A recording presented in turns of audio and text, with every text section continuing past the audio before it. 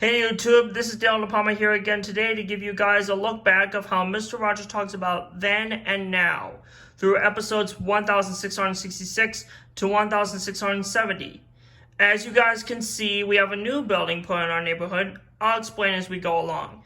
First up, in episode 1666, Mr. Rogers does a little science project in the kitchen. He uses 2 cups of water, and one of the cups of water has food coloring in it. Then Mr. McFeely comes to show him a picture of Mr. McFeely when he was just 3 years old and promises Mr. Rogers he'll bring the video of how people make light bulbs the next day. In the neighborhood of make-believe, Robert Troll takes the neighborhood trolley off its tracks and takes it to go play with Daniel Striped Tiger. Mary and Maggie couldn't find the trolley anywhere, and it didn't come to Westwood either. You, Dale Dunham, commented on that episode earlier before I filmed that episode. Well, here it is. Next up, in episode 1667, Jim West comes to the kitchen and shows Mr. Rogers some shadow puppets he does with his hands. Just like I do shadow puppets with my friend Benjamin when we used to go camping at his house in Illinois in the summertime. After make-believe, Mr. McFeely comes back to show Mr. Rogers how people make light bulbs. I remember when I was in 3rd grade, I was doing a science project of me dressing up as Thomas Edison. Next, in episode 1668, in the neighborhood of make-believe, Charlie was showing baby pictures of King Friday the 13th, Prince Tuesday, Lady Oberlin, and Anna Platypus when they were just babies. You know that babies need help by either their moms or dads. That babies can't do things on their own, like getting dressed, getting bathed, and eat. But when babies start to grow older, they start to do lots of things by themselves, like eating themselves, for example. Like eating food by themselves. Next, in episode 1669, Mr. McFeely sadly comes and shows Mr. Rogers that he just found a bird that has died.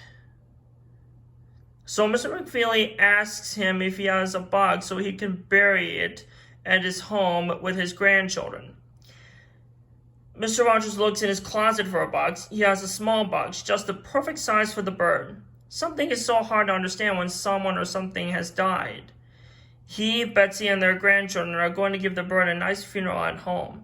Just like D.W., Arthur's sister's parakeet named Spanky died too, in an episode of Arthur called So Long, Spanky.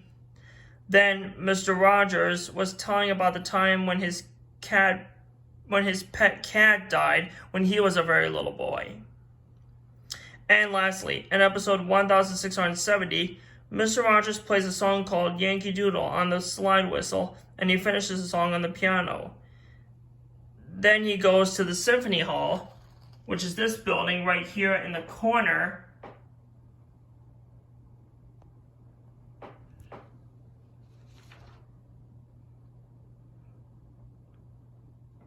Where he meets a concert violinist, Inshag Perlman. Inshag performs and plays some musical emotions with his feelings on the violin. The Symphony Hall that Mr. Rogers went is called Heinz Hall, which is located in Pittsburgh, Pennsylvania. If you don't know what the slide whistle and the violin is, I'll show them to you on my musical instrument chart.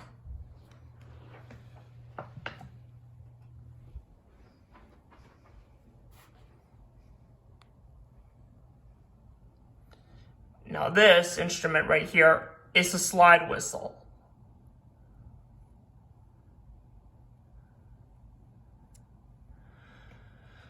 And this instrument right here is the violin, or fiddle, depending on the style of music you're playing. So those are the violin and the slide whistle.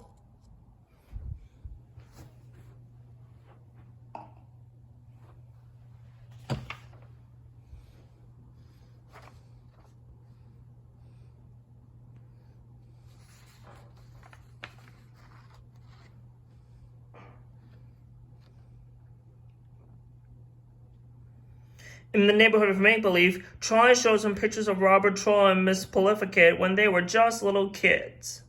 So that concludes our look back of how Mr. Rogers talks about then and now. I hope you learn when it's hard to understand when someone dies if you're not going to see someone ever again.